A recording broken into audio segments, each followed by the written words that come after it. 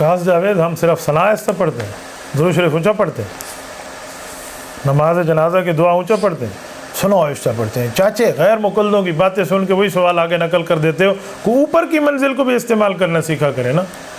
हम तो सारा जनाजा आहिस्ता पढ़ते हैं, तो आप कहते जनाजा आहिस्ता क्यों पढ़ते हैं? इसकी दलीलें दें। सना भी आ जाती, दरूद भी आ जाता, दुआ भी आ जाती।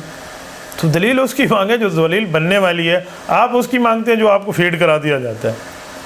बेटा नमाज जनाजा का ज़्यादा ताल्लुक़ नमाज से है या दुआ से है? जो हज़रात कहते हैं ज़्यादा ताल्लुक़ नमाज से है, वो कहते हैं इसमें नियत बांधी जाती है और सलाम है। और जो हज़रात कहते हैं इसका ज़्यादा ताल्लुक़ दुआ से है, उनकी दलील है कि इसमें तो न रुकू है न सजदा है, तो नमाज से ताल्लुक़ कैसे है? तो शक्लन नमाज है, असलन दुआ है। तो ये बात राजी है, इसका ज़्यादा ताल्लुक़ दुआ से है। और दुआ कैसे मांगे? ऊँची आहिस्ता।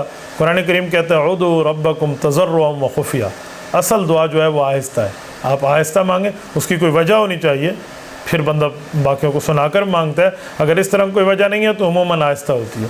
इसीलिए हम नमाज जनाजे में आहिस्ता के कायल हैं। ये हमारी दलील है, ये कुरान करीम मैंने आपके सामने पढ़ लिया है। इस तरह हदीस पाक की बातें मिल जाएगी। तो दुआ जो होती है वो आहिस्ता होती है। इस तरह सही बुखारी में इमाम अता रहमतुल्लाह अलैह की हदीस मौजूद है, अता बिन नबी रबा क़ाल अता आमीन दुआ, कि आमीन भी दुआ है। और कुरान कहता है कि दुआ जो है वो आहिस्ता है, इसीलिए हम आमीन भी आहिस्ता के कायल हैं इमाम के पीछे जो हम आमीन कहते हैं, और दुआ भी आहिस्ता के कायल हैं जैसे नमाज जनाजा का मामला। हर जगह दुआ ऊँची नहीं होती, वो ख़ास बाज़ जगह हैं जहाँ पर ज़रूरी समझ के दुआ ऊँची की जाती है। यहाँ तो हर बंदा दुआ मांग रहा होता है तो नमाज जनाजा आहिस्ता ही पढ़ता है।